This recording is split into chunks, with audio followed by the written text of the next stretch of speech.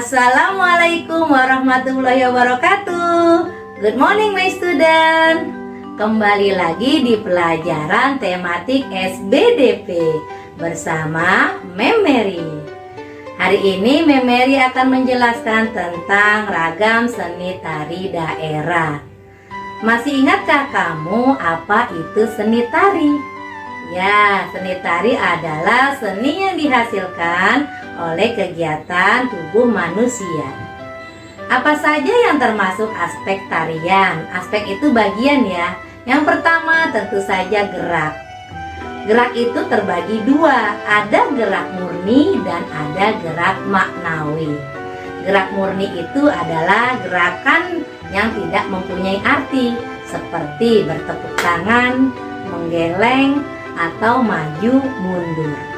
Sedangkan gerak maknawi itu adalah gerakan yang mempunyai arti, bisa menirukan ke aktivitas manusia, bisa menirukan aktivitas hewan, atau menirukan aktivitas tumbuhan. Itu gerakan maknawi. Selanjutnya setelah gerak ada namanya properti. Apa itu properti? Properti adalah alat yang dipakai oleh penari.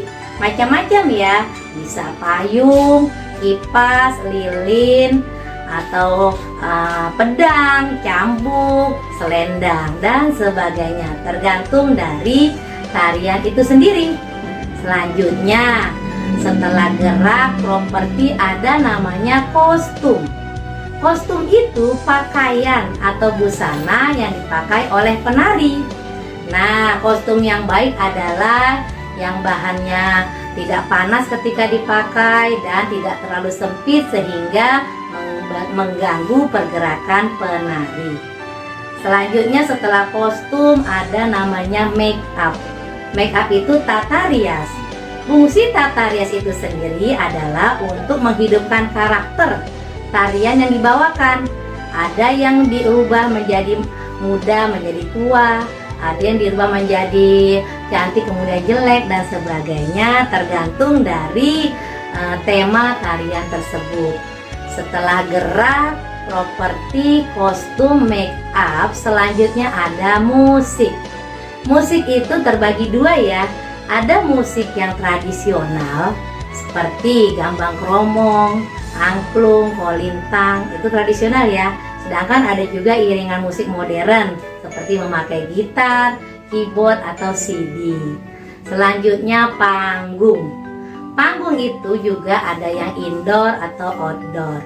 Kemudian terakhir setelah panggung ada namanya aksesoris. Aksesoris itu perhiasan ya, bisa berupa kalung, gelang, gelang tangan, gelang kaki, dan sebagainya. Oke, fungsi tarian.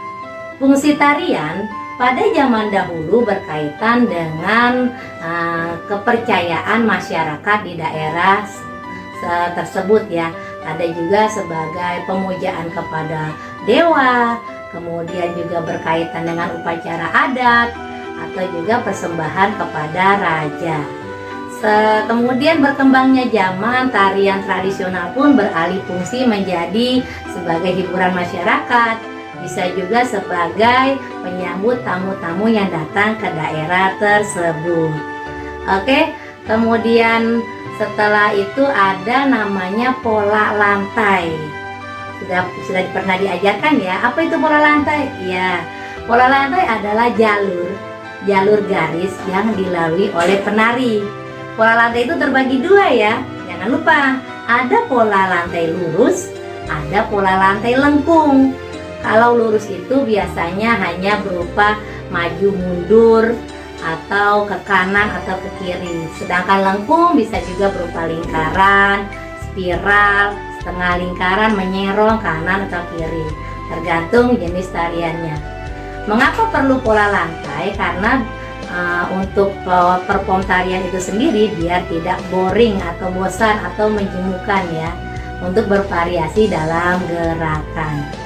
Oke, selanjutnya masih tentang pembahasan tari. Setiap daerah pasti mempunyai keunikan tarian tersendiri, baik dari kostumnya, gerakannya. Seperti tarian Bali, mengutamakan kelincahan. Biasanya memainkan mata. Ada mata yang selalu berkedip ke kanan, ke kiri, atau memutar. Itu biasanya tarian Bali. Kemudian juga gamelannya, gamelan yang sangat energik ya. Itu di tarian Bali. Selanjutnya untuk tarian daerah Jawa biasanya lebih kepada kelembutan. Ya, musiknya lemah lembut, penarinya juga lemah lembut karena biasanya tarian tradisionalnya untuk daerah-daerah di kerajaan atau keraton ya. Kemudian ada juga dari jenis gerakannya, tarian itu dibedakan menjadi 3 berdasarkan jumlah penarinya ya. Kalau sendiri, ditarikan sendiri maka disebut tarian tunggal. Memori ulangi ya. Dilihat dari jumlah penarinya berdasarkan gerakannya dibedakan menjadi 3. Yang pertama, kalau ditarikan sendiri disebut tarian tunggal. Bila berdua atau berempat atau berenam, berpasangan ya. Kalau memang ada pasangannya, berdua itu namanya berpasangan. Selanjutnya lebih dari 4 itu disebutnya berkelompok ya, tariannya berkelompok. Kalau tarian berkelompok ini lebih mengutamakan kekompakan. Apabila tidak kompak maka akan terlihat tidak bagus penampilan tarian tersebut. Nah, kalau misalkan tariannya itu lebih dari 30 orang atau 50 orang, itu disebutnya tarian kolosal. Oke, sampai di sini penjelasan Memeri tentang ragam tari daerah. Memeri rangkum ya, diulangi. Apa itu tari? Adalah seni yang dihasilkan oleh gerakan tubuh manusia. Apa saja yang termasuk aspek dalam tarian atau bagian dari tari? Ada properti, alat yang dipakai oleh penari, ada kostum, ada musik, ada panggung, ada make up, ada aksesoris. Tetapi unsur tarian yang penting adalah gerak. Apa itu gerak? Perpindahan posisi. Ya, perpindahan posisi penari disebut gerak. Jadi unsur utama dalam tarian itu gerak. Aspek pendukungnya apa saja tadi?